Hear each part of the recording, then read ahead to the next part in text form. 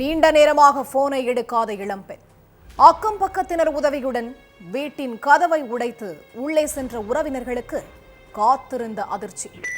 வீட்டிற்குள் கிடந்த இரு சடலங்கள். இளம்பெண் கழுத்தறுக்கப்பட்ட நிலையிலும் இளைஞர் தூக்கில் பிணமாக தொங்கியதைக் கண்டு அதிர்ந்து போன உறவினர்கள். இருவரின் உயிரிழப்புக்கு என்ன காரணம்?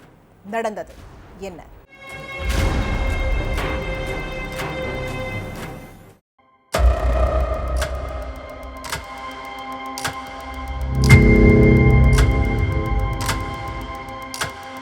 வாடகை வீட்டுல தனியா வசிச்சுக்கிட்டு இருந்த ஷர்லிக்கு அவங்களோட உறவினர் ஒருத்தர் போன் பண்ணி இருக்காரு. அப்ப ஷர்லி அந்த போனை எடுக்கல. ஷர்லி ஏதாவது வேலையா இருப்பா, அதனால அவளை நேர்ல போய் பாத்துடலாம்னு நினைச்ச உறவினர் ஷர்லியோட வீட்டுக்கு போயிருக்காரு. அப்ப கதவு உள்பக்கமா பூட்டி கிடந்திருக்கு. இதனால அந்த உறவினர் கதவை ரொம்ப நேரம் தட்டி இருக்காரு. ஆனா யாருமே கதவை திறக்கல. ஷர்லி போன் பண்ணியும் எடுக்கல, வீட்டு கதவையும் திறக்கலன்னு நினைச்சு சந்தேகப்பட்ட உறவினர் அக்கம் பக்கத்து வீட்டுக்காரங்க உதவியோட வீட்டு கதவை உடைச்சிட்டு உள்ள போய் பார்த்திருக்காங்க. அங்க கழுத்தறுக்கப்பட்ட நிலையில ஷர்லியின் சடலம் கிடந்திருக்கு. சடலத்துக்கு பக்கத்துல இளைஞர் ஒருத்தர் தூக்குல பிணமா தொங்கி இருக்காரு. இந்த விஷயத்தை கேள்விப்பட்டு ஸ்பாட்டுக்கு வந்த போலீஸ் 2 பேரோட சடலங்களையும் கைப்பற்றி பிரேத பரிசோதனைக்கு அனுப்பி வச்சு விசாரணையில இறங்கினாங்க.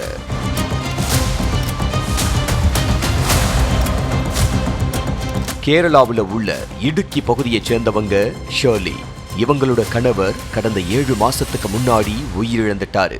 அதுக்கப்புறம் ஷர்லி கோட்டயத்தில் உள்ள சங்கனாச்சேரிக்கு போய் ஒரு வீட்டை வாடகைக்கு எடுத்து வசிக்க ஆரம்பிச்சிட்டாங்க. அந்த நேரத்துல அதே பகுதியை சேர்ந்த ஜாப்புங்கிற இளைஞரோட ஷர்லிக்கு பழக்கம் ஏற்பட்டிருக்கு. முதல்ல நார்மலா பேச ஆரம்பிச்ச 2 பேரும் அதுக்கப்புறம் போன் நம்பரை பரிமாறிக்கிட்டு ஜாலியா ஊரை சுத்திக்கிட்டும் இருந்திருக்காங்க. இந்த பழக்கமே இவங்களுக்குள்ள காதலா மாறி இருக்கு. அதுக்கப்புறம் அடிக்கடி ஷர்லியோட வீட்டுக்கு போற ஜாப் அவங்களோட தனிமையிலையும் இருந்திருக்காரு. இதுக்கிடையில ஷர்லி காதலன் ஜாப் கிட்ட இருந்து சொந்த தேவைக்காக அடிக்கடி பணம் கேட்டதா சொல்லப்படுது.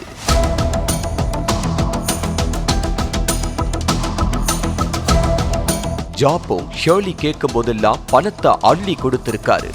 ஆனா ஷர்லி அந்த பணத்தை திருப்பி கொடுக்கவே இல்லை. இதனால 2 பேருக்கு இடையில பிரச்சனை ஏற்பட ஆரம்பிச்சிருக்கு. இதுக்கிடையில ஷர்லிக்கு வேற ஒரு இளைஞர் கூட பழக்கம் ஏற்பட்டிருக்கு. இதனால அவங்க ஜாப் கூட பேசுறத கொஞ்சம் கொஞ்சமா குறைச்சிருக்காங்க.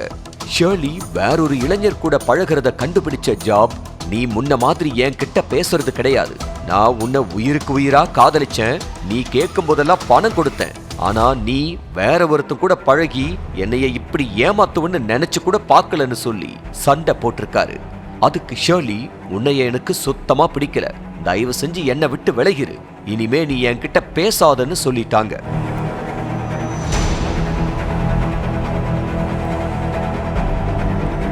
இதனால கடும் ஆத்திரமடைஞ்ச ஜாப் தனக்கு கிடைக்காத ஷர்லி வேற யாருக்கும் கிடைக்க கூடாதுன்னு நினைச்சு அவங்கள கொலை பண்ண திட்டம் போட்டிருக்காரு.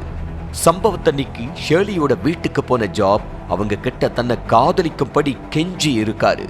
அப்ப ஷர்லி ஜாப தகாத வார்த்தையால திட்டி வீட்டை விட்டு வெளியில போக சொல்லி இருக்காங்க. இதனால கொலவெறியான ஜாப் மறைச்சு வச்சிருந்த கத்தியை எடுத்துட்டு வந்து ஷர்லியோட கழுத்தை அறுத்து இருக்காரு. இதுல ரத்தம் அதிகம் வெளியேறி இளம்பெண் சம்பவ இடத்திலேயே துடிக்க துடிக்க உயிரிழந்துட்டாங்க.